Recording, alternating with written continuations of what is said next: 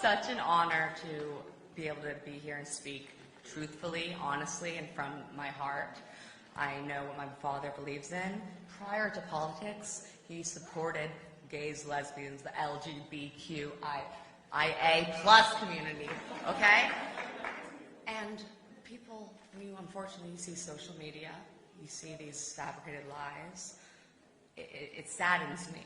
I have friends of mine who reach out and they say, they make up stories.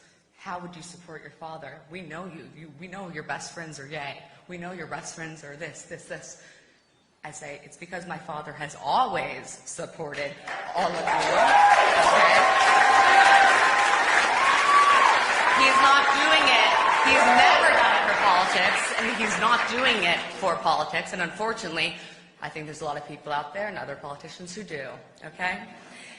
Since being a businessman, he speaks from the heart. He says what he says. He means it. Perhaps it's a little too, just hardcore or just honest, but don't we want someone who's going to get up there, speak, make it happen? I think so. When my father decided to run as for the Republican nomination, I can say I was a little bit worried just based on previous, the past Republican establishment and how, their views maybe were towards this community, towards gays, lesbians.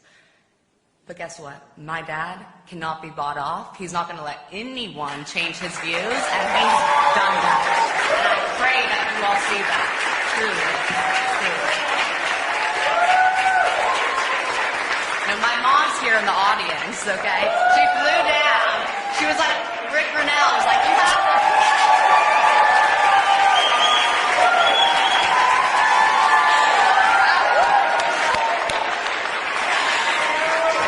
Back in the Broadway days, some of her best friends, when she was on Broadway, unfortunately, one of her best friends passed away from AIDS, and what I think is so powerful when my father says that there will be a cure for AIDS within the next 10 years, there will be, and God bless. Thank you. Yes.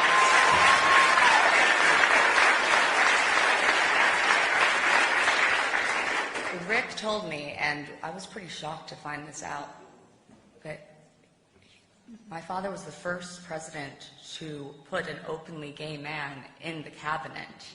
The first of Democrats and Republicans. Right?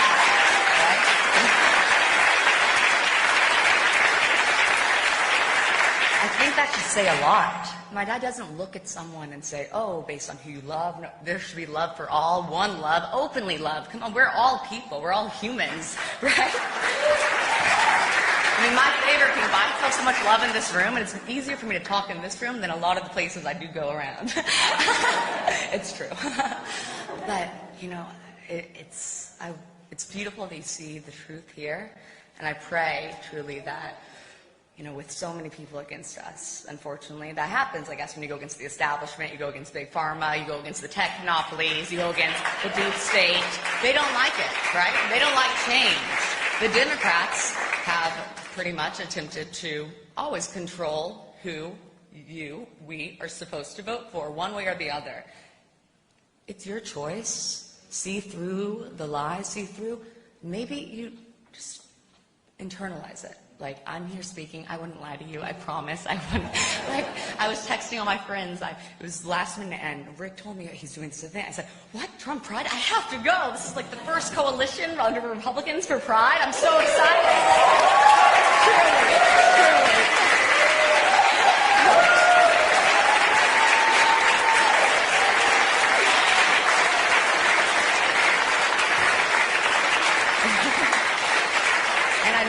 I know it's difficult, truly. As a young, I'm fit in that category of the educated young woman, category. It's hard to speak. A lot of us are silenced, or a lot of us feel as though, oh no, if I say this, then I'm accused of this. But what I've learned, when you don't speak and you do remain silent, and I used to think that was a strength, but when you don't, they create their own narrative. The narrative that they want to sell to the world, and they've created that about me. So now I'm here to speak to you because I've educated myself. I understand what I believe in now, because I'm not going to speak about politics or policies until I have my own beliefs. And guess what? I'm here, standing here for a reason. And people can say whatever they want to say, but I'm here because I support my father. He supports all of you. And we are here to fight for equality, democracy, to keep America and make it better. Yes, Trump Pride!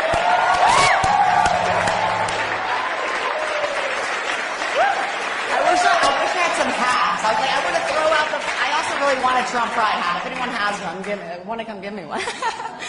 No, but this is, it means a lot to be here, and hopefully I think we're going to do a lot more events, and, you know, we gotta get the word out. We gotta get the truth out. That's the thing, the uncensored truth, right? And, I mean, at my RNC speech, I spoke and I said, and by the way, I write everything that I say. I can't have anyone else's write something for me. Unless it's my words, I'm not going to say it, I'm not going to speak. I think I wrote maybe 10 different drafts for my RNC speech. I was like, 4 or 5 minutes. What's going to be impactful? What can I try to show people who maybe can't see it? And it's hard, unfortunately, with, you know, the media and the online and, you know, the social media platforms and Google. Don't get me started on that. That's a whole nother discussion. It's hard. People, you know, do become, in a sense, programmed or brainwashed to think, oh, no, we are not Republicans or whatever party. It's also not about parties. It's about unity. It's about America. It's about our dreams. It's about equality. It's about love and prosperity. That's what I think it's about, truly.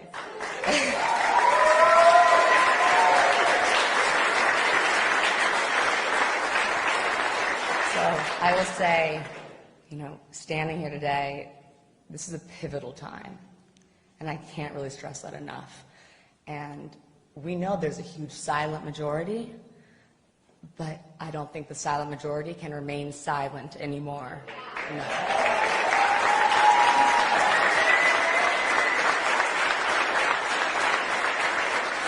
So it's honestly my honor and my pride to be standing here speaking to all of you. Wow, didn't mean for that to come out, but it works.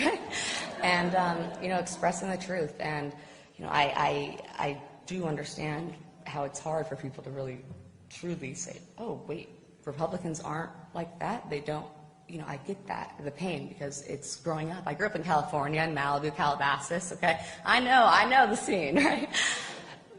But my dad is not a politician. People need to remember that. He's anti-establishment. He's doing this for America for years and years. Oprah Winfrey would always interview him, asking, like, why don't you run for president? Why don't you, begging him?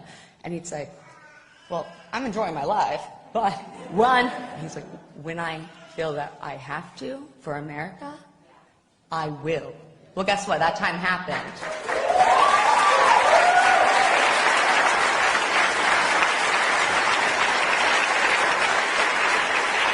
And truly, we need 4 more years to have the real truth come out, because they are hitting us hard. Yesterday, when I posted about this event, asking people, just saying, I'm so excited to be hosting this with Rick Grinnell, like RSVP. It was censored, taken off of Facebook, and then the New York Post was who reported it. And then I guess they brought it back and said, oh, there was an error. They said it was spam. I did not mention any policy. I said, come, like, please RSVP for a Trump Pride event. They take that off? What is this world when we can't even see the options to have the choice? I wasn't trying to push or try to say this, I believe this, and you should believe this. I was saying, oh my gosh, I'm so excited. Come if you want to come. And it was deleted. No, we got to see past it. We have to, and we are. People's eyes are opening, and the truth is opening, and the Lord is opening our eyes. I do believe that.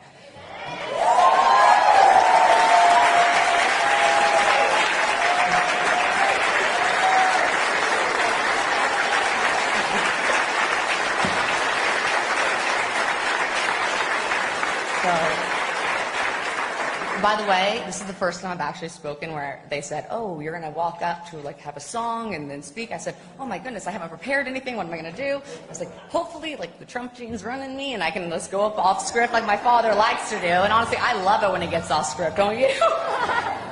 But it means so much for to be here. I mean, we're close. This election, this is a fast time. Let's do this. Like, it's one world, one love, equality.